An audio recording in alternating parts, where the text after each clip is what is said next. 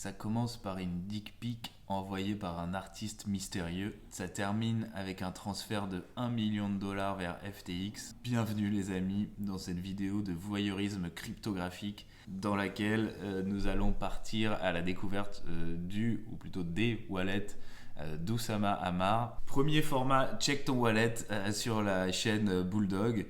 L'objectif de ce format, c'est d'aller voir dans les portefeuilles crypto de personnalités connues, voir ce qui s'y trouve pour essayer de mieux les comprendre et également de montrer le genre d'informations qu'on peut voir sur un wallet.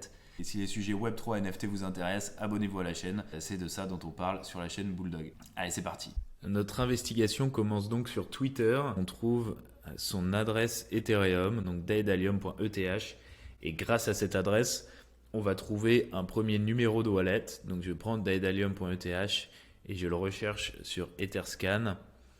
Et là, je vois l'adresse qui contrôle le wallet.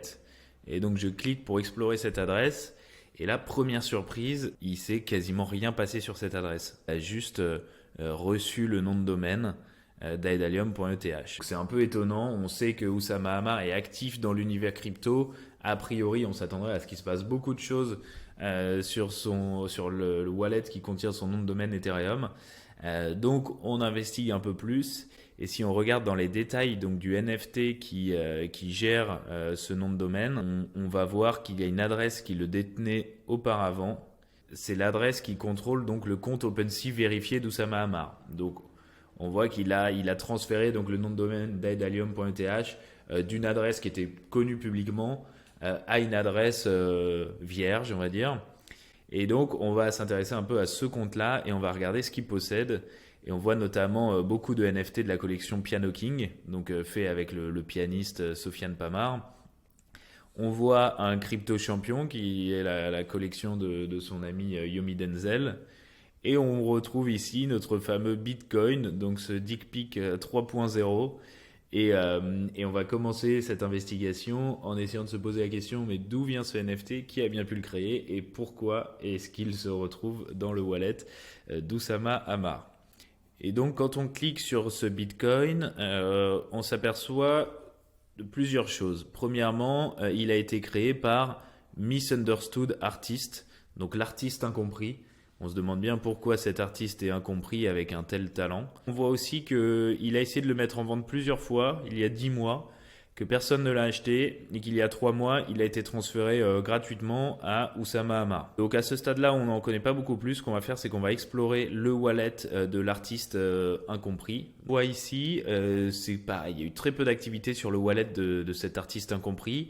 Juste, il a été actif globalement il y a 300 jours, où il a reçu un peu d'argent de Binance, de quoi créer son NFT, une petite transaction à 150 jours, et puis il a retrouvé de l'activité il y a 80 jours. Ce qui est intéressant, c'est que si on regarde l'adresse donc connue d'Oussama Ammar, on voit que finalement les moments d'interaction sont les mêmes. C'est-à-dire très actif il y a 300 jours, puis globalement plus rien, et un retour d'activité autour de 80 jours. Plusieurs choses coïncident, en tout cas pour moi, me faire penser que l'artiste incompris n'est autre qu'Oussama Ammar lui-même et qu'il se serait envoyé ce Bitcoin à lui-même. Parce que d'une part, ça paraîtrait étonnant qu'un artiste crée cette œuvre, essaye de la vendre, n'y arrive pas, et puis finalement, arbitrairement, il y a 3 mois, se réveille pour l'envoyer à Oussama Ammar. Et en même temps que les deux activités de ces deux personnages sur la blockchain aient exactement les mêmes timings. Donc voilà, ça c'était pour la première partie de l'enquête. On va continuer à explorer un petit peu ce qui se passe côté NFT. Ce qui est intéressant de voir, c'est dans la partie favoris. On voit ici d'anciens NFT qui pour la plupart appartenaient à Oussama Ammar. Et on retrouve notamment celui-ci, qui est son effigie dans la collection Piano King. Et ce qui est intéressant chez ce NFT, c'est qu'on voit qu'il est détenu par The Last Wizard. Et The Last Wizard, c'est le nom d'Oussama Ammar dans l'univers Piano King. C'est aussi le nom qu'il a sur son compte Twitter. Donc, ce wallet appartient aussi à Oussama Ammar. Et on le garde sous la main. On y reviendra après, on l'explorera. Il y a des choses aussi intéressantes à voir là-dessus. Ce qui est intéressant aussi, c'est d'aller dans la partie activité. Là, on va voir un peu tout l'historique de transactions de NFT qui ont été faits sur le wallet d'Oussama Hamar.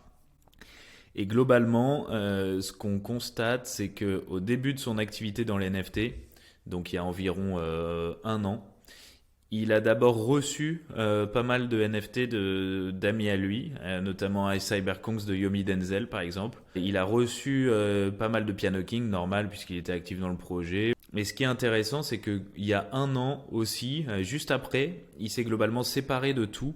Soit il les a envoyés sur son wallet Last Wizard, soit il les a vendus. Donc finalement, dans un laps de temps très court, il a acheté et vendu tous ses NFT. Et on constate exactement la même chose sur son wallet Last Wizard. Actif il y a un an, il récupère des NFT, il en achète.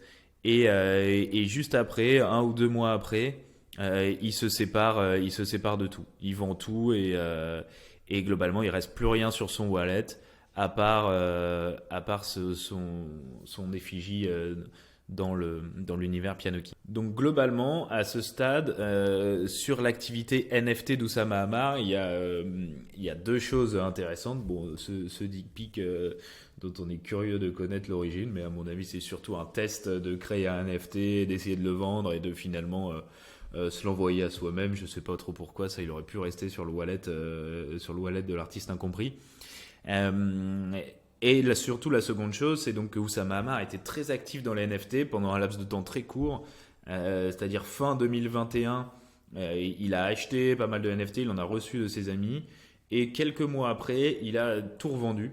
Donc, est-ce que il avait besoin d'argent à ce moment-là, ou est-ce qu'il s'est désintéressé des NFT?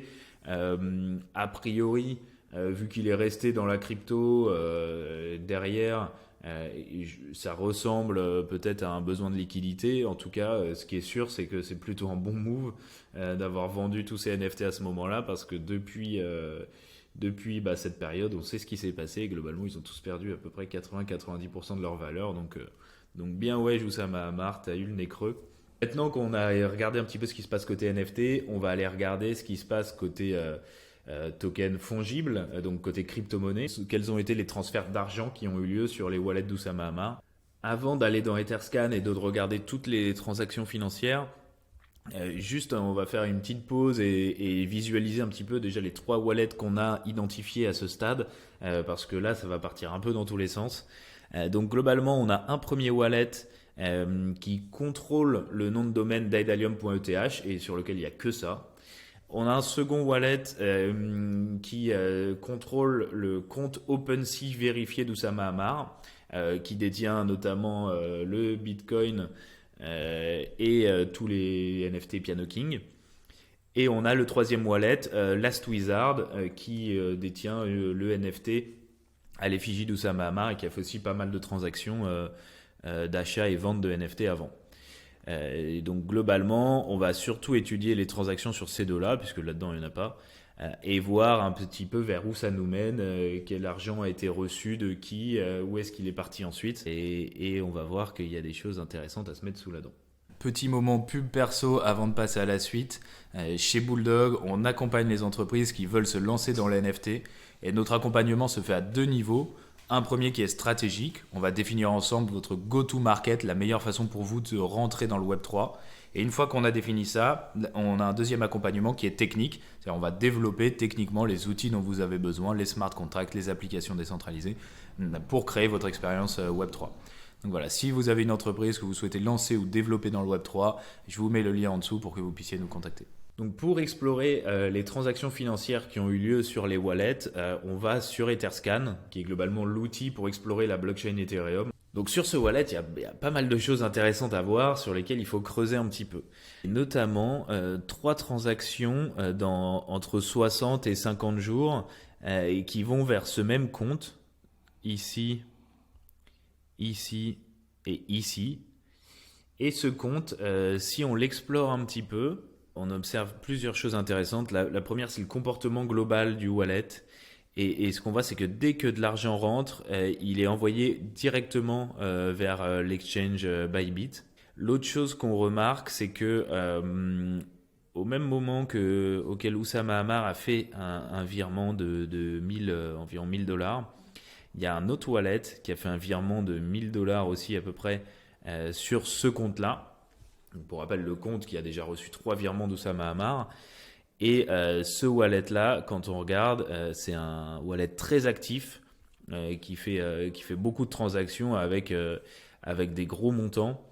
Et donc, est-ce que ce wallet-là appartient aussi à Oussama Ammar, ce qui est possible puisque les deux ont fait un virement en même temps sur le même compte. C'est pas impossible, on garde ça sous la main. L'autre chose intéressante à analyser sur ce wallet, c'est que globalement tout ce qui rentre va vers Bybit, sauf au tout début de l'histoire du wallet où l'argent est sorti vers un autre compte. Et ce compte-là, quand on l'observe, on voit que c'est également un compte très actif, un compte de trading.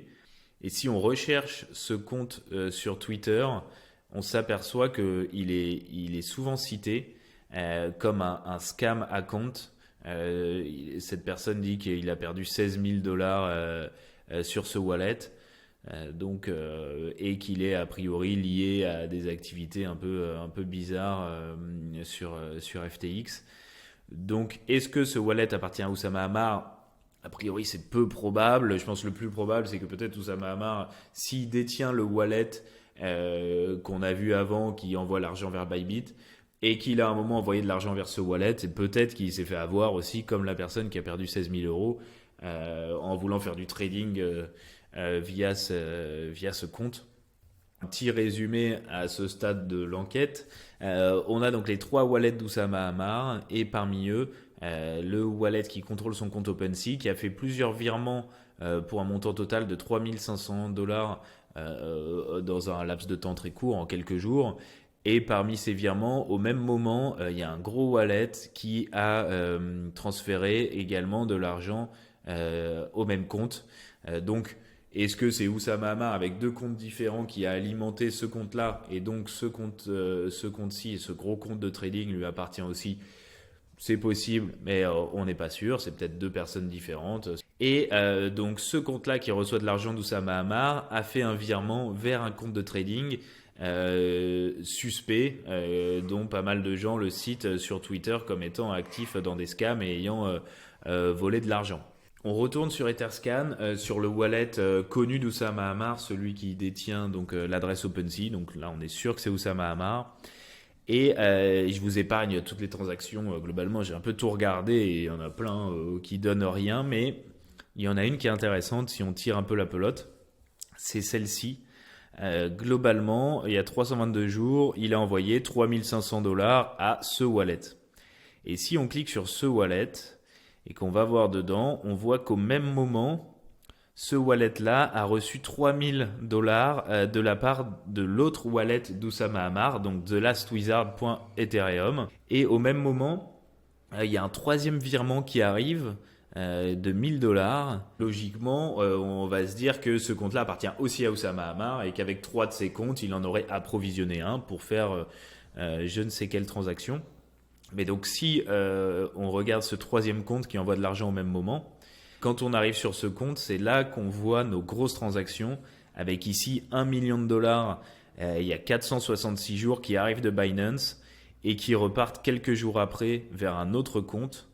Et donc ce compte, si on regarde ce qui est devenu de ce million de dollars, on voit qu'il arrive ici et qu'il repart dans la foulée vers FTX. Donc là, on a vu pas mal de comptes, pas mal de transferts. On va récapituler un petit peu. Parmi les 3 wallets connus d'Oussama Ammar, il y en a 2 qui ont fait un virement sur un compte dont on n'est pas sûr qu'il appartienne à Oussama Ammar, mais c'est quand même possible puisque 2 comptes à lui font un virement au même moment sur ce compte-là. Et on a un 3e compte qui approvisionne aussi le même. Et c'est ce gros compte qui a reçu 1 million de dollars depuis Binance et qui les a transférés sur un autre wallet qui lui-même les a sortis sur FTX. Et ce qui me fait aussi un petit peu douter globalement, c'est Oussama Ammar, il est pas bête. S'il a 1 million de dollars à transférer en catimini sur différents comptes, pourquoi est-ce qu'il s'emmerderait à faire une transaction de 1000 dollars vers un wallet qui le relie à ses wallets connus?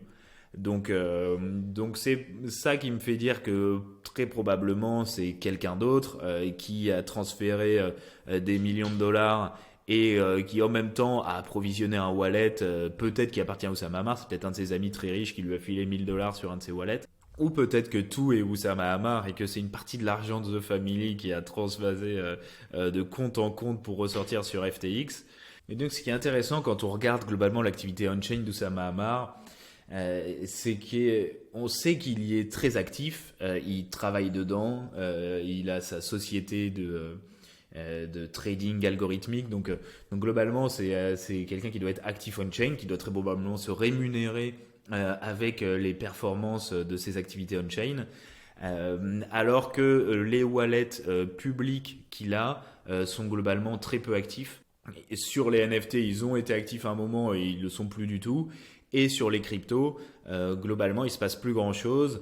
Par contre, quand on tire un petit peu les ficelles, on tombe sur des wallets quand même plus actifs et peut-être plus représentatifs de la vraie activité on-chain d'Oussama Ammar. Je vous laisse vous faire votre avis. Je vous laisse me dire en commentaire si vous avez des compléments d'informations, si je suis passé à côté de certaines choses, ce qui est fort possible, ou peut-être il y a des explications beaucoup plus simples pour ces transferts d'1 million de dollars à côté desquels je serais passé. Eh ben, merci d'avoir regardé cette vidéo jusqu'au bout. Avant qu'on se quitte, quelques messages. Si vous avez apprécié cette vidéo, abonnez-vous parce qu'on va en faire d'autres très bientôt où on va explorer les wallets d'autres gens connus de l'écosystème. Laissez un commentaire pour dire de quelle personne vous aimeriez qu'on explore le ou les wallets. Et si vous connaissez des outils qui permettent de faire un peu le travail que je viens de faire à la main de manière un peu automatisée, c'est-à-dire je rentre des adresses de wallets et on me tire des traits pour voir les wallets les plus liés aux autres, ça m'intéresse. Il y a une donnée dont je ne vous ai pas parlé mais qui est intéressante, c'est combien est-ce que Oussama Ammar a gagné avec le projet Piano King. Ce que je vous propose, c'est qu'on fasse un petit jeu. Vous mettez en commentaire la réponse. Pour la trouver, il faut aller sur Etherscan et voir les transactions qui ont envoyé de l'argent depuis le contrat Piano King vers le wallet d'Oussama Ammar. C'est pas trop compliqué à trouver, mais il faut fouiller un petit peu. Celui ou celle qui sera le plus proche de la bonne réponse recevra un NFT Bulldog. Et pour cela, dans la prochaine vidéo Check ton wallet, en début de vidéo, j'annoncerai donc le gagnant qui recevra son NFT. Encore merci à tous d'avoir regardé et à très bientôt pour une prochaine vidéo. Salut!